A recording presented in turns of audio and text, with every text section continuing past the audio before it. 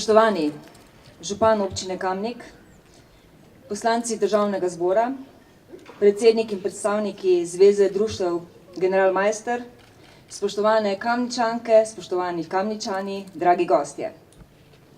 Počaščena sem, da ste me ob obletnici rojstva našega generala Rudolfa Maistra povabili sem v Kamnik, v njegovo rojstno mesto. General Maister je pustil svoj pečat še prav posebej štajerski in koroški, pa tudi drugim slovenskim krajem. A Kamnik je mesto, v katerem je začel svojo življenjsko pot in ima zato na njej prav posebno mesto. Vesela sem, da sem lahko skupaj z vami v vašem občinskem prazniku. Naš veliki pesnik, Oton Župančič, je generalu Maistru napisal naslednje posvetilo. Na, Maister, ki od mislih ti in sanj bilo je dano priti do dejanj. Kaj hočem jaz, ki v tega časa zmede, metati moram prazne le besede. Veliko Župančičevo občudovanje je tudi danes za nas pomembno sporočilo, da razumemo, kako veliko težo imajo dejanja. V pravem trenutku, na pravem mestu, z veliko mero poguma in odločnosti za domovino. Tak pravi trenutek je bil tudi ob koncu Prve svetovne vojne. Prav general Maister ga je prepoznal in ga v polnosti izkoristil. Usoda malih narodov je bila namreč takrat zelo negotova. Dobro se je zavedal, da ne gre preveč računati na ponižnost poražene velesile in prav tako ne na pomoč držav zmagovalk Prve svetovne vojne. Zavedal se je, da Slovenci še nikoli niso živeli samostojno. Predvsem pa se je zavedal, kaj sta interes in nuja našega naroda.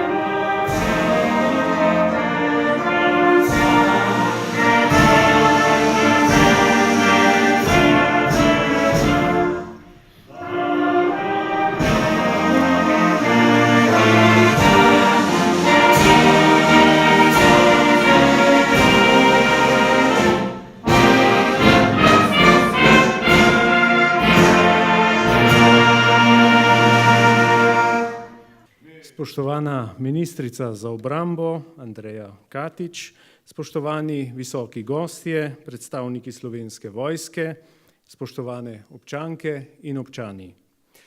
Zbrali smo se, da počastimo obletnico rojstva generala Rudolfa Maistra, s katero obeležujemo tudi praznik naše občine. Praznovati je lepo, če imaš s kom in predvsem, če imaš zakaj praznovati. Da si general Maister zasluži praznovanje, ni dvoma, a ne zaradi rojstnega dne samega po sebi, temveč zaradi njegovega prispevka slovenskemu narodu.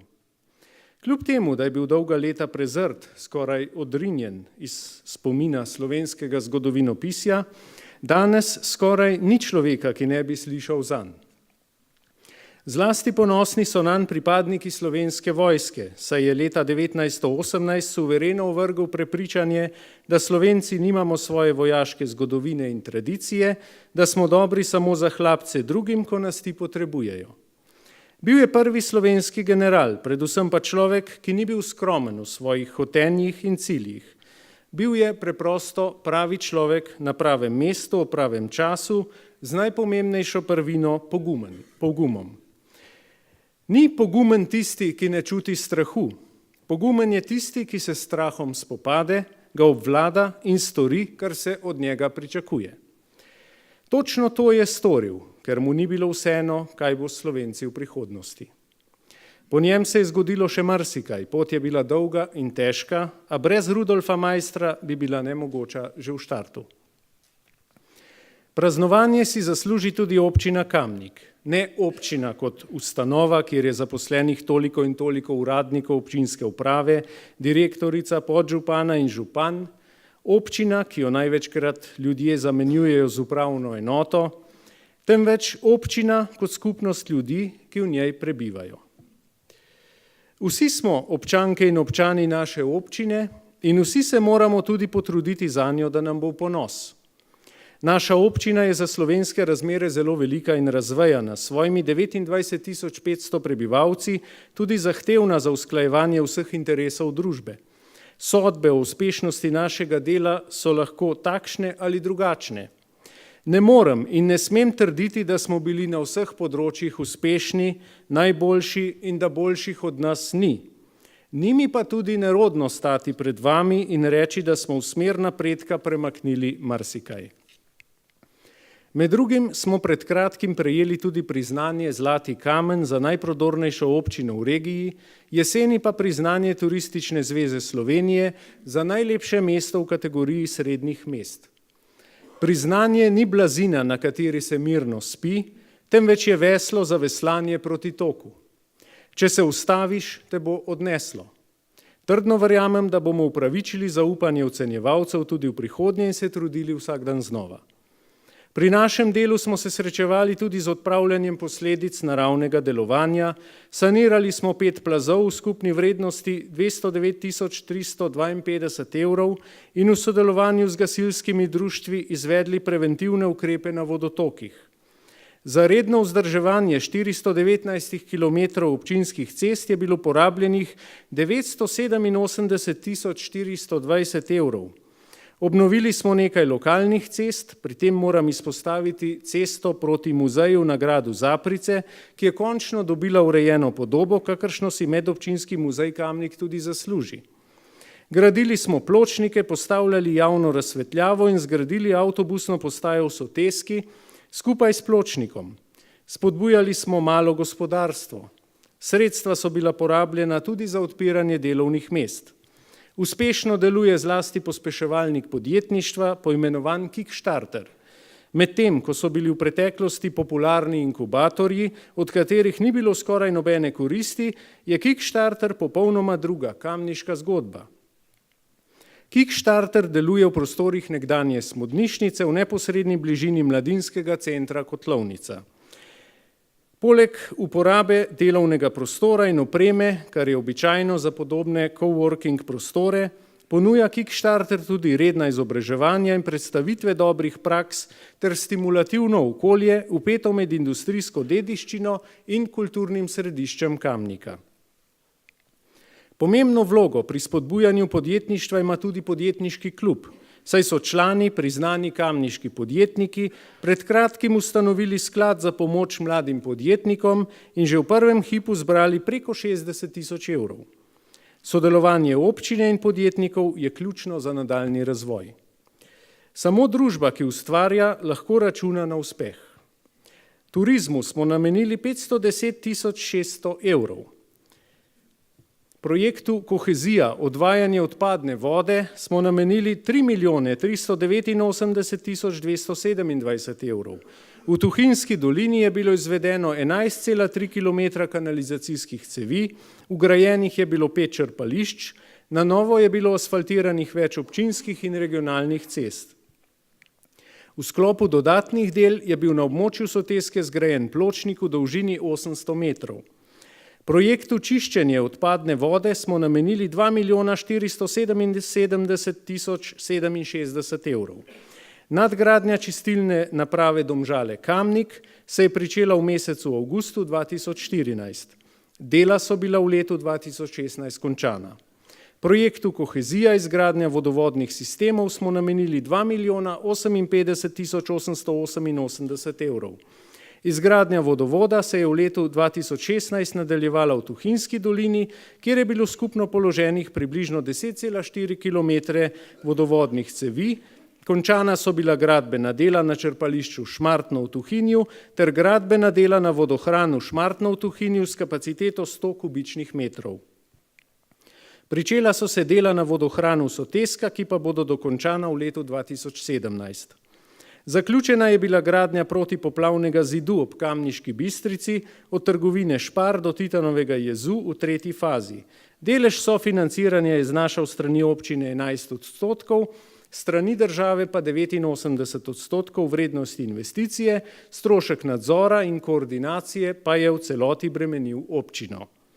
Na področju družbenih dejavnosti, ki zajemajo največji delež proračuna, smo za javna dela namenili 167.572 evrov, vključenih je 28 oseb. Za obnovo in vzdrževanje spomenikov smo namenili skupno 58.460 evrov, v spominskem parku na Žalah smo odkrili spominsko obeležje Edvardu Peperku, ki je padel v bitki pri Trzinu med osamosvojitveno vojno. Za izvajanje dejavnosti domoljubnih društev smo na podlagi razpisa razdelili sredstva.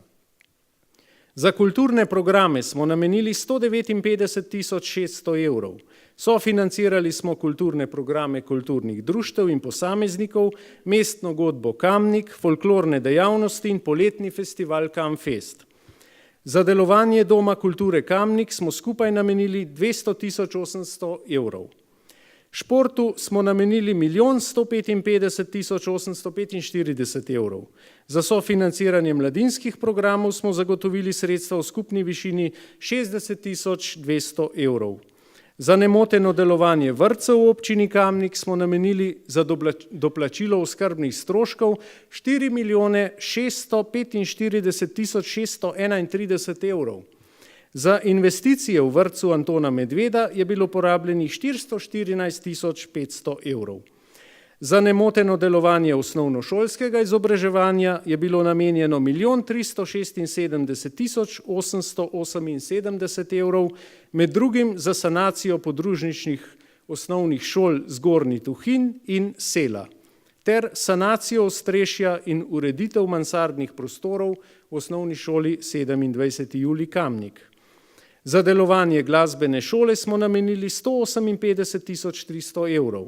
Za dijake in študente je bilo namenjeno 10.000 evrov, pomoč ob rojstvu otrok je bila izplačana 279 staršem novorojenčkom v skupni višini 27.900 evrov. Za zagotavljanje varstva starejših občanov je bilo skupno namenjenih 877.977 evrov. Za ogrožene in ranljive skupine je občina Kamnik v letu 2016 zagotovila 83.340 evrov.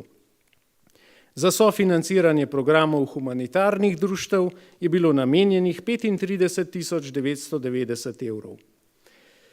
Kljub dolgemu in suhoparnemu naštevanju še vedno nisem zajel vseh področij, s katerimi smo se od preteklega praznika do danes ukvarjali. Omenil sem samo najpomembnejše.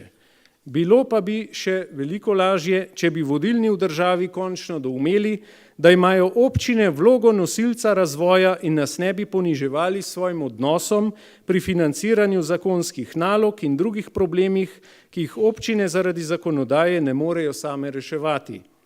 Operativnost in prilagodljivost ključnih ministrstev je zelo slaba. Učinkoviti posamezniki so prej izjema kot pravilo, a to že dolgo, ne samo pod to vlado.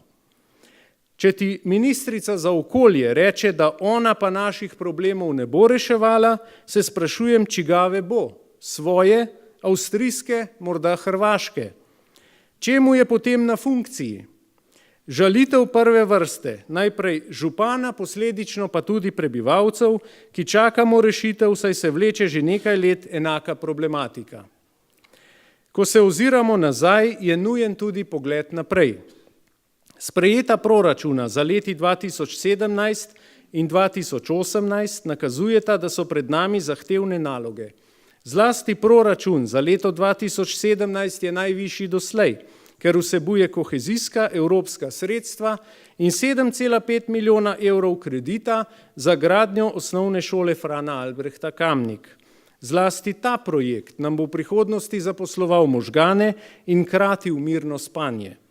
Ocenjujemo, da bomo letos uspeli začeti postopke za gradnjo, predvsem mislim na dokumentacijo. Gradili bomo v več fazah. Najprej se bomo lotili same šolske stavbe, v naslednji fazi, ko bomo zbrali potrebna sredstva, pa še športne dvorane, ki ni samo šolska telovadnica kot pri osnovni šoli Toma Brejca, temveč je večnamenska športna dvorana. Obeta se nam tudi nadaljevanje obnove lokalne ceste skozi Podgorje, kjer bomo zgradili pločnik in javno razsvetljavo in s tem izboljšali varnost na tej obremenjeni tranzitni cesti. Gradbišče se nam obeta tudi v mestnem jedru, kot posledica dotrajanega električnega omrežja, ki je na meji vzdržljivosti. Elektro Ljubljana bo zamenjal glavni vod, ki napaja Kamnik. Zato smo se odločili, da bomo hkrati zamenjali vso dotrajano infrastrukturo in sicer od stavbe sodišča do pošte. Na koncu pa sanirali tudi dotrajano vozišče, območje za pešce pa tlakovali, kajti sedanje stanje nam ne more biti v ponos. Pričakujem, da nas dežurni kritiki in jamrači tudi tokrat ne bodo izneverili in bo precej hrupa. Po eni strani bi imeli urejeno mesto, po drugi strani pa jih moti vse. A tako pač je, še Bog ne ustreže vsem, kako bi mi, navadni smrtniki. Trenutno smo v fazi sanacije okolice kavarne Veronika, po pridobljeni dokumentaciji pa bomo sanirali notranjost in fasado, da bo objekt lepši in privlačnejši na pogled. Nekateri menijo, da se vse skupaj finančno ne splača in se z njimi strinjam. Toda, kaj je alternativa za ta spomeniško zaščiten objekt? Rušenje, prodaja? Doslej je vse javno, ki je v Kamniku prišlo v zasebne roke, propadlo.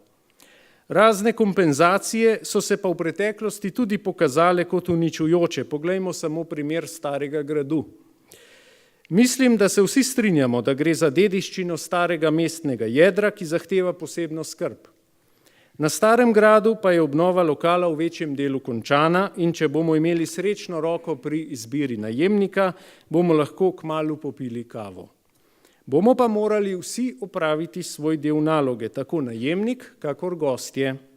Če bomo hodili samo na kozarec vode in WC, potem ne bo vzajemnega sodelovanja in se bo ponovila klavrna usoda.